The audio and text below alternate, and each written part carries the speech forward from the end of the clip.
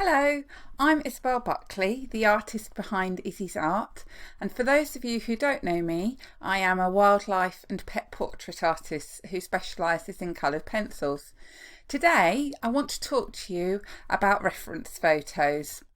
I'm going to look at why to use multiple reference photos, and then I'm going to do some demonstrations, very simple ones, to help you improve the quality of your photographs to draw from.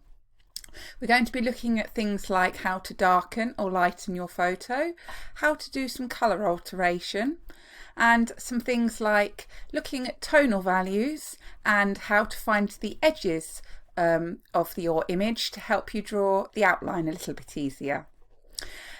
For my demonstrations, I'm going to be using some free online photo editing software called Gimp. This is so that anyone who wants to join in and have a go at using these tips themselves can do. If you already have your own photo editing software already, then you can still apply these tips. You just might have to look under different headings or press different buttons. I hope you find this video helpful.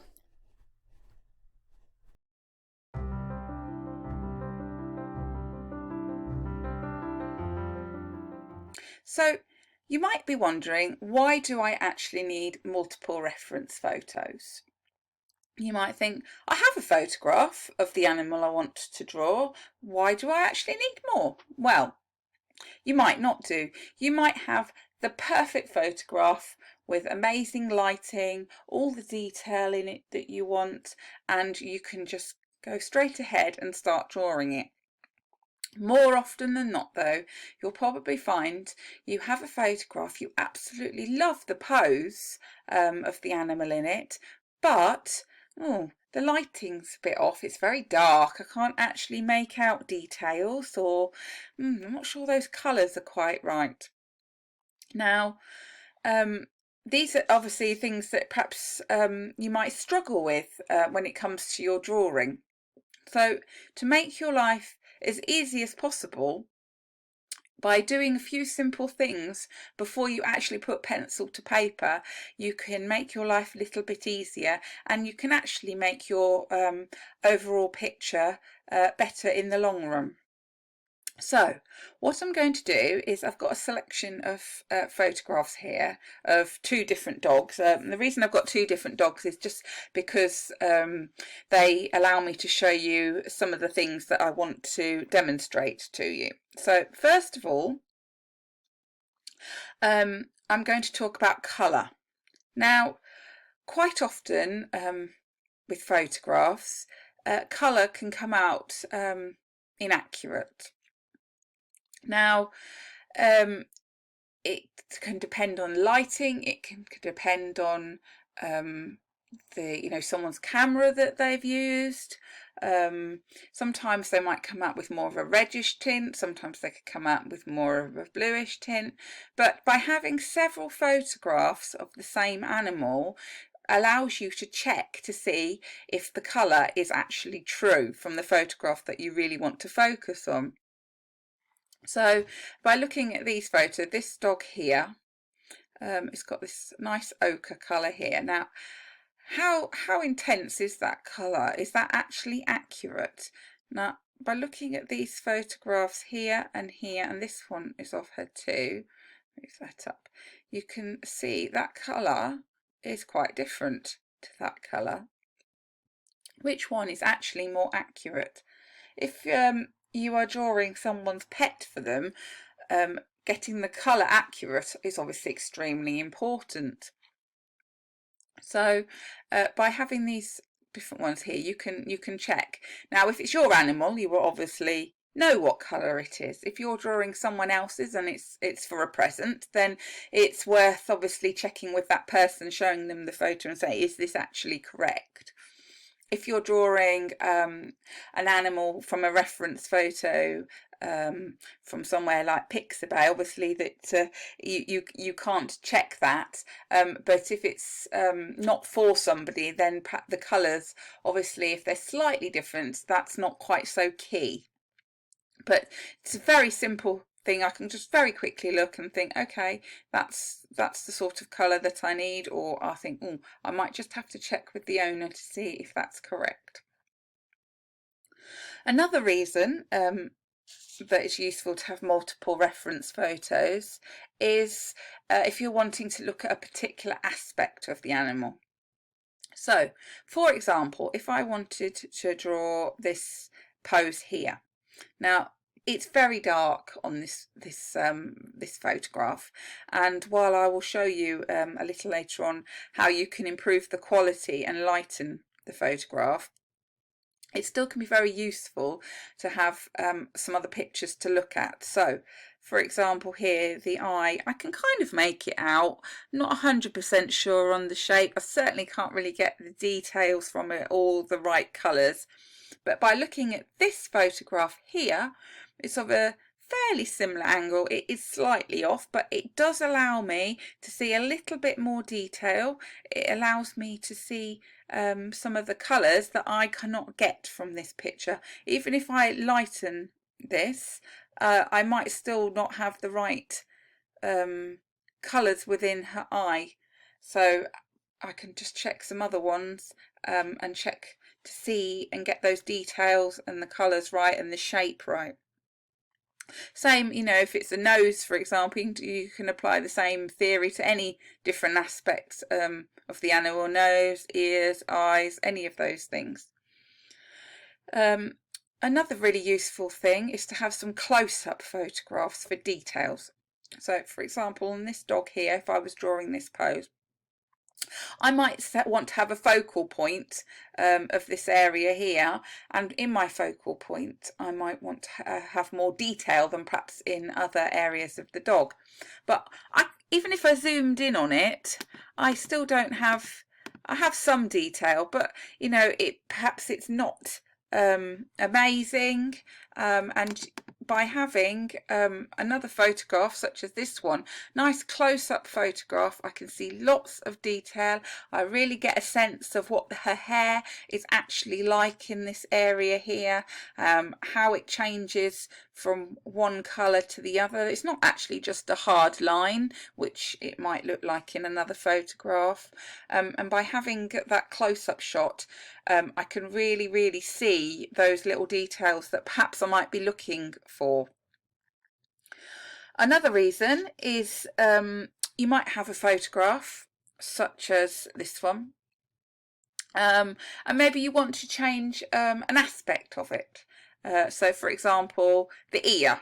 In this photograph, she's got this floppy old ear going on here, and you might not want to draw her with a floppy ear. You might want her to be a bit more perked up and awake. By finding a photograph, I know this is a different dog, but by finding a photograph obviously of the same dog, you can perhaps draw in her ear that's sticking up like this rather than flopped over. Or even if you can't find a photograph of the exact same dog, but somebody has requested you to draw her with her ear up, you can find other border collie dogs and look at those photographs, and you can still see the shape that you need to be drawing and get some of the details from it, so you can kind of paste them together in your drawing. The other reason that I personally like to have multiple photographs to look at is a photograph is very flat. It's you know, if you've just got one, it doesn't necessarily give you a sense of what that animal is truly like. When I do my drawings, one of the things that's very important to me is to really capture the personality of the dog, you know, get a sense of really what they're like, which you can do through their eyes and their expression. By having a few different photographs to look at, it kind of gives you a real sense of what that animal is really like, and what their personality is really like. So overall, by having multiple photographs, it gives you the opportunity to, you know, really check for those colours. You can, you might not be able to see a particular aspect. It allows you to find shapes. It can give you more detail. Or you can even change actual bits, such as we talked about with the ear. You could, you know, if someone really wants their ear sticking up, but they love that pose, then, you know, you could substitute different photographs together. During the rest of the video, I will demonstrate to you how you can actually enhance and improve your photographs to your advantage to draw from, to make your life a little bit easier and hopefully give you a better drawing at the end.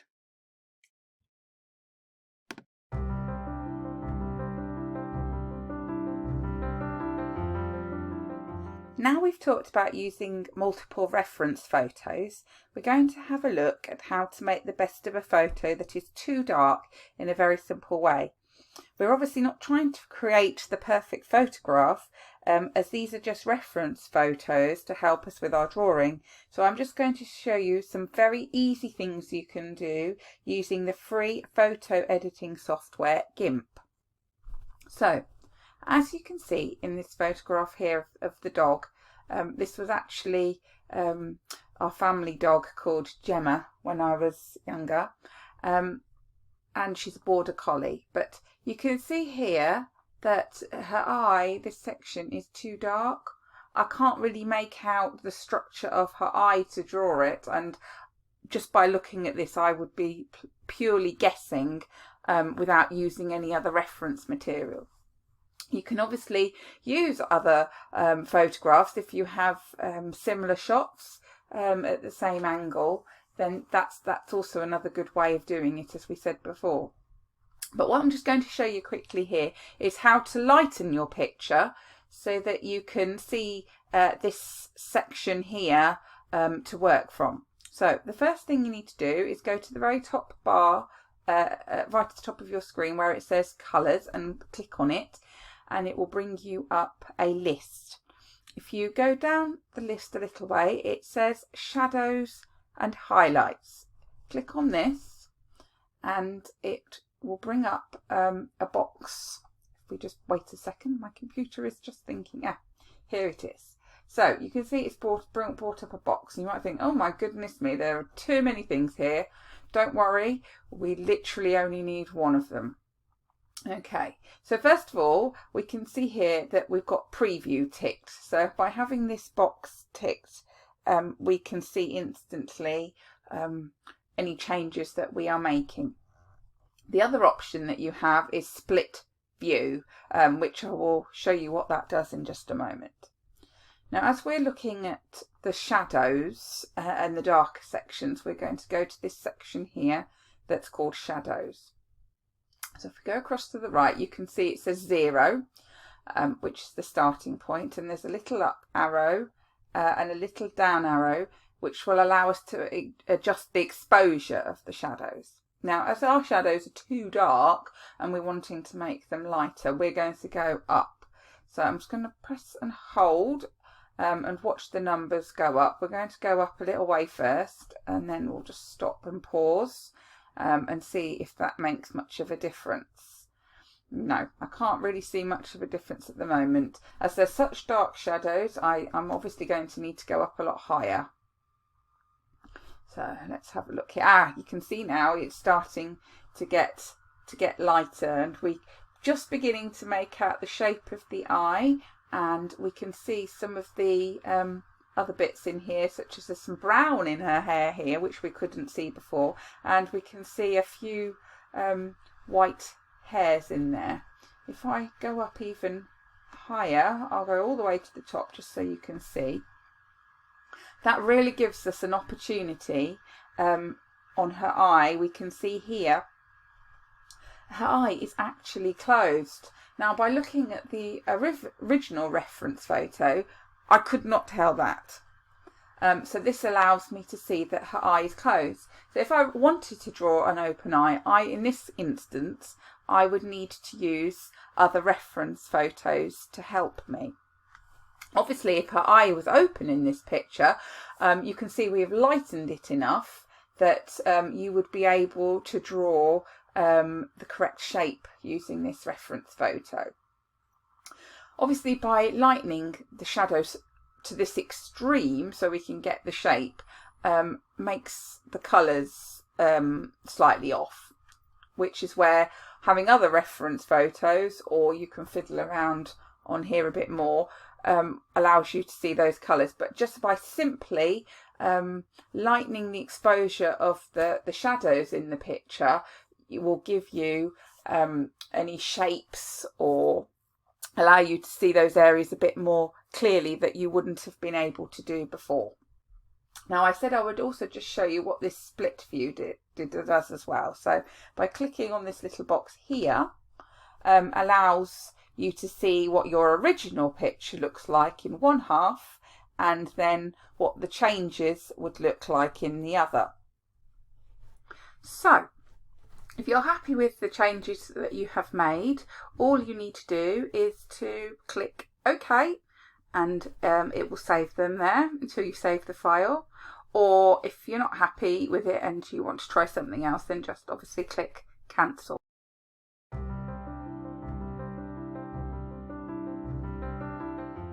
Okay, so this time we're going to have a look at a photograph that in places is far too light. If we look at this area around here, all we can really see is this bright white. We can't really see the exact shape of the jawline. We can't see any detail in all the hair as to what direction it is. I mean, we can obviously make an educated guess, but we can't actually see anything, and this might put you off drawing this beautiful pose. So what we're going to do is have a look at how to darken the whole picture so you can create a second reference photo to work from in this area. Obviously, as we said before, you could spend a long time tweaking just particular bits of the photograph, but for today we're just looking at really simple ways to help you. So to do this, it's exactly the same procedure as we did a minute ago with the photo that was too dark. You click on colours and then click on the shadows and highlights. And then it should bring up our little box again, just here. Now, instead of obviously doing the shadows that we did in the previous photograph, we're going to have a look at the highlights section. So for the highlights, we don't want to increase the highlights, we actually want to darken them. So instead of clicking the up like we did last time, we're going to click the down button. Now I'm just going to do it a little bit at a time to see what happens. So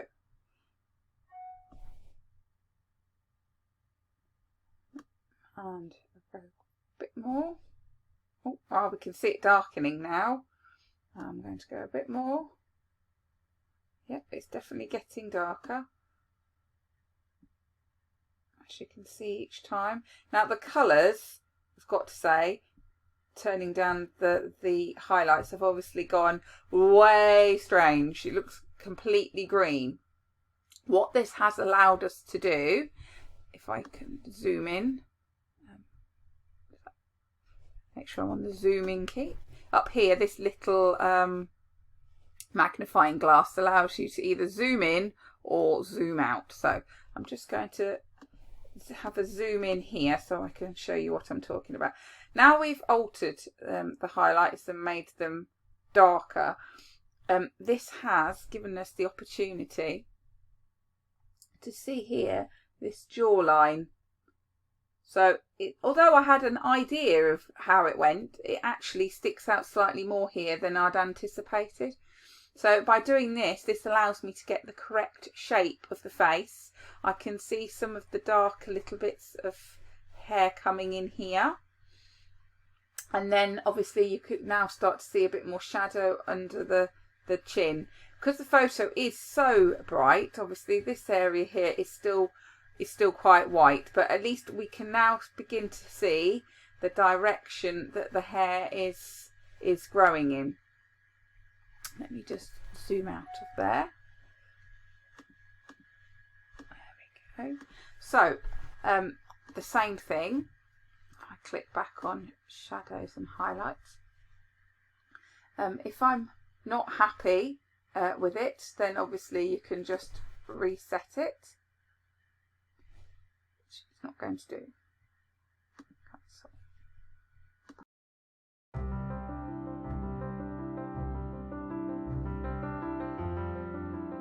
So following on from looking at our picture that was too light, we discovered that sometimes colours can be quite off in photographs as well. Now I have this photo here of Gemma, and it's not quite right. I can tell it's not quite right in colour because I know that the browny portion of her hair is definitely brighter than this. It's more vibrant. It's gone quite grey here. The grass itself even looks very drab, and it's just completely off. So what I can do is I can correct the colours by clicking up here on colours, and this time I'm going to choose the hue saturation button. Now this has brought us up a little box just like before, and we've got three things listed here: hue, lightness and saturation. Now hue, what does that actually mean? Well, colour is the general term we use to describe every hue, tint, tone or shade that we see. In this case, hue refers to the dominant colour family of the photograph that we're looking at. So I'll demonstrate what happens if you change the overall hue of a picture. So quite often you will only need to make very marginal changes in hue, just 1 or 2 points either way. But I will just show you what happens if you move it quite a long way. So if I go to the right here, you can see the colours in the box here are changing. And as we're going, and you can see the overall colour of the picture is gone it's got more green in it, and as we progress it goes blue and a purpley tone. Obviously this is completely way off, but this is just to demonstrate the point of how the hue of the picture can really change the effect. If you go the opposite way, you can see the colours are going more when you go left towards the yellow, oranges, reds, pinks, purples as you go that way. I'll just click the reset button. Right, I know the hue is slightly off. I can tell there's slightly too much green within her hair, but I am just going to, I know it's not going to be much, so I'm just going to go down just a few at a time, just to eliminate some of that greenness. Obviously you can remember here you can click split view, which might help you when you're altering a picture so you can see the difference. The biggest problem with this photograph is the fact that it lacks oomph. Now the saturation, by altering the saturation, can really increase the depth of colour or take it away. So if I was to go to the left and take down the saturation, you can see it's starting to lose its colour, and the further we go, the more black, white and grey the picture is becoming, until right at this end it's completely lost all of its colour. Now I said obviously the problem with my picture I felt was there wasn't enough colour. So if I take it back to the beginning, the 0 mark, and then I can work my way up. Now if I go up quite a lot just to demonstrate to you, if I go right the way up, you can see the picture, whoa, has become really quite intense. It's a bit too much in honesty. So I'm just obviously going to bring it down a bit. All you really need to do when you're doing this is just have a bit of a play with hue and the saturation when the colours are off, just until you find a point that you are happy with them. Now, it might be because it's your animal you're drawing, you know what colours the animal's hair is, or it might be a case of that you have a number of photographs of the same animal, like we have here looking at the pictures we've been through, and you know, I've got this great pose, I really want to work from this photograph, but I know that the colours are off. So this just gives you the opportunity very easily by using two sliders to correct it for you to work from. So it's just literally having a bit of a play around. It might even be the case that you need to do some colour changing, and you then need to go back and alter some of the brightness or the highlights or the shadows within the picture. So if I leave it like this just for now, I'm going to click OK. It might be you want to just add a bit more contrast to the picture or a bit more brightness, which you can do by clicking on colours and then just clicking on brightness and contrast. Let me just slide this over here so we can see what we're doing. Now I just want to up the contrast just a little bit. There you go. As you can see, by upping the contrast, I am darkening up those dark bits.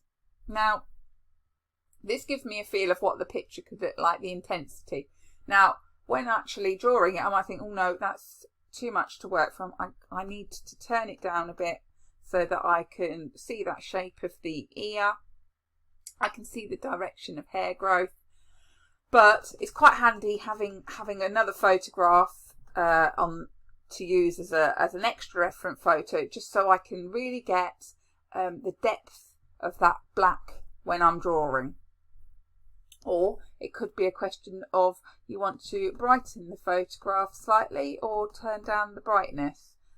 It's all about just having a little play around with the buttons, or you might turn the brightness down. You might feel it's too bright, and again, you can do your split view so you can see what it was before, or you can reset to start again. So I'm just going to click reset because I think that's too much, but it does, having had a play, it does highlight that actually some of these dark areas really aren't dark enough. So I might just whack the contrast up just a little bit, just so that when I'm working from my reference photo, I can see how dark I'm going to go. So I'll save this, but then I might also save a copy of it with the contrast down a bit so I can see the shape of the ear.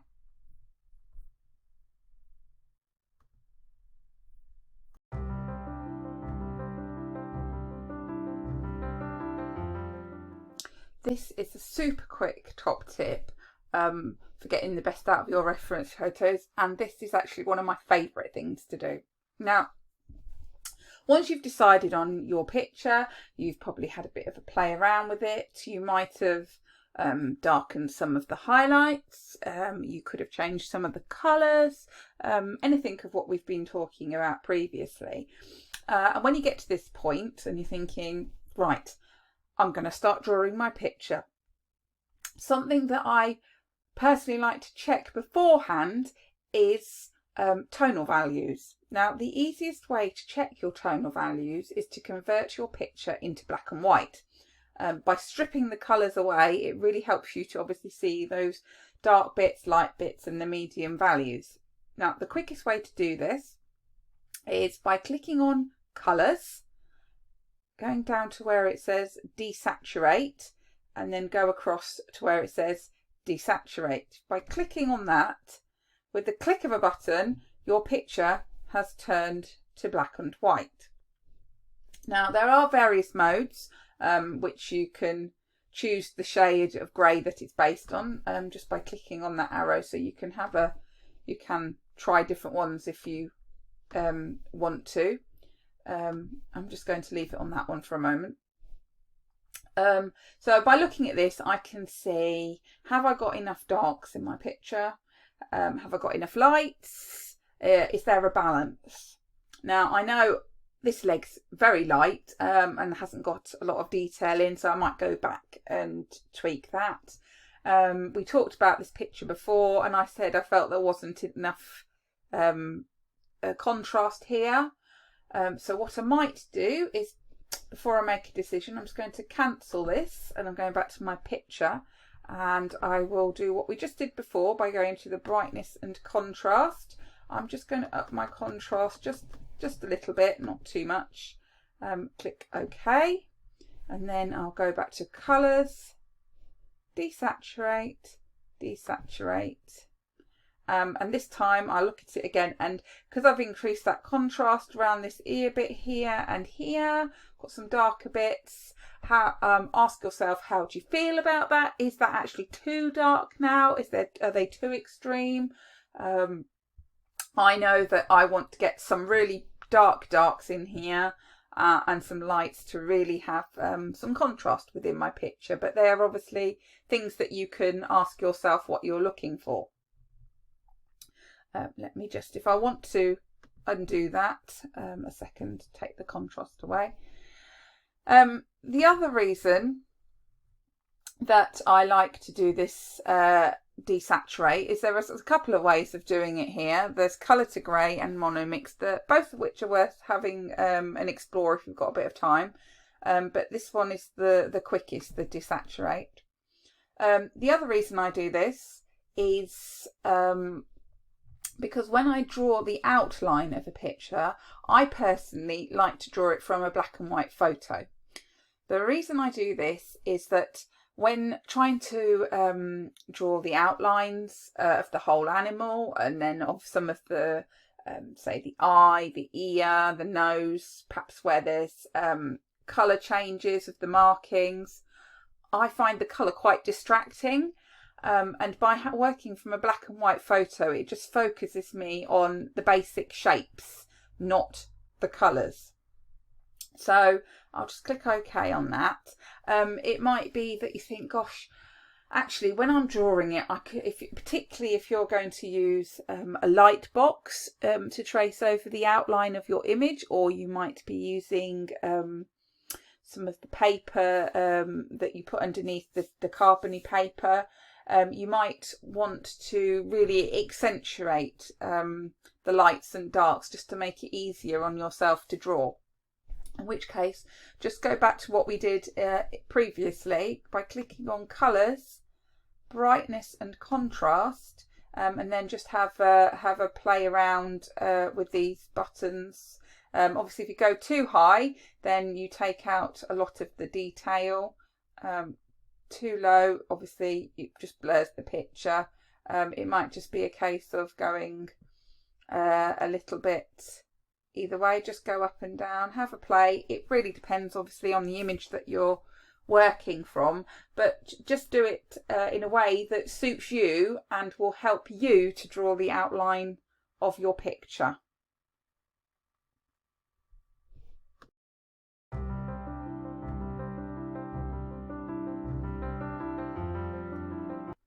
Finally, I'm just going to share with you a filter on here that will help you find the edges of a picture.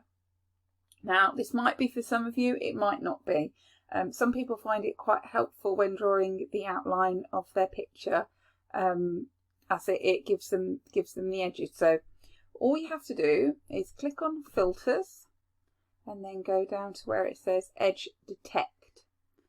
If you then go to the very bottom one here and click on that, it just takes a second for the information box to appear. Now you can see on here that there are there's a little preview box here, and there's also these parameters which you can set. Now, just by having a little play around on them, you can start to see what kind of edges you would get. Now this is set on the ear, so if I up the top one, as it were, it becomes more, there's more kind of grey scale within that ear rather than just edges. So I'm going to go down a bit on that one till I'm happy. Oh, sometimes it will go because that doesn't work, so I'm going to go up one, and the bottom one, that makes it more, if I go down one, that will make it more defined. If I go up, it's gone and it's blurry, and that's not what I'm looking for. So I'm going to set this particular one at 3 and 1, and just have a look. So press OK, and let's just see what happens. Now it's come out fairly light. What I'm going to do is just click on this magnifying glass and zoom in, just so I can have a look to see. And you can see it has captured some of the edges. There's quite a lot missing in certain areas, but it could help to draw some of the outlines. I might just undo and try that again. Remember, to undo, you can either do it by clicking Edit, Undo, or there'll be a little shortcut key appropriate for your computer there that you can use. I'm just going to zoom back out again. Right, so to do the filter, I'll show you again. You click on Filters, Edge Detect, go to the one at the bottom, give it a second to have a little think. And I'm just going to up that bottom one, and I'm going to up the top one a little bit, just to give it, I know we're starting to get some of the grey in, but that might just help me with some of the areas that were missing before. So let's have a little look. Zoom in again, let's just so we can have a look. That's a little bit clearer for me to see. See, this time I've got slightly better eye shape, a bit more in the nose, and I can see some of the direction of hair growth going on here as well. So that might be something that you find useful for when drawing your outlines of your animals, just to help you get proportion.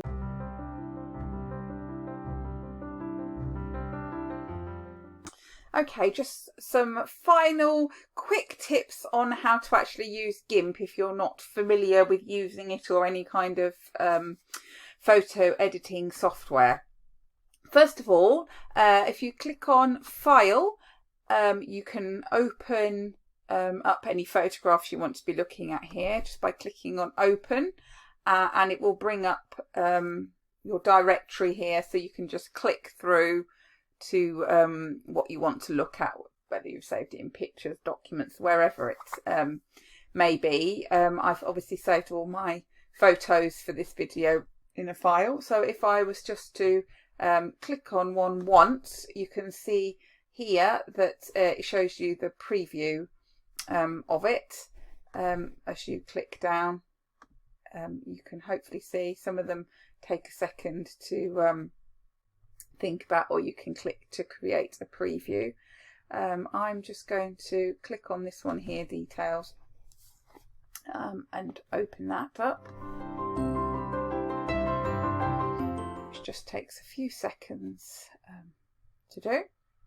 You may get a box telling you about colours if you've imported it from somewhere else. Don't panic too much. I'm just going to keep mine because I usually use a different piece of software. Now, so that's how you open it. To save it, just obviously click File, Save. If you don't want to overwrite that particular reference photo, particularly say it was a photo that you just wanted to adjust one area to look at, you could obviously then click Save As, so you've got a second or even a third copy of that reference photo for you to be working from. You also have the option, obviously, if you want to print, you can print from there. Just click away from that. The other things that are quite useful is, obviously, we've mentioned before, if you click on edit, you've got undo. You've also got redo. So if you've undone it and decided, actually, I wish I kept it, you can just click on redo. There's many other things there. I won't go into them all in this video, but the other thing that's very helpful is the magnifying glass, which if you click on that, brings up this thing at the bottom, so you can zoom in, zoom out, and it tells you what your shortcut key is for you to zoom in or zoom right out to make it really tiny if you want to. They are the most important things, as it were, just to get you started, really. Obviously, there's many other things that this free program does, which is amazing, really, for free. And perhaps we'll have a look at some of those later on in a different video. And hair direction and that kind of thing.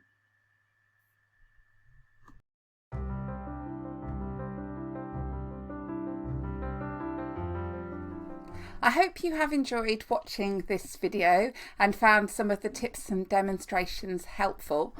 There is a free ebook that you can download, which is in the comments below, which has all of the demonstrations and tips written down for you.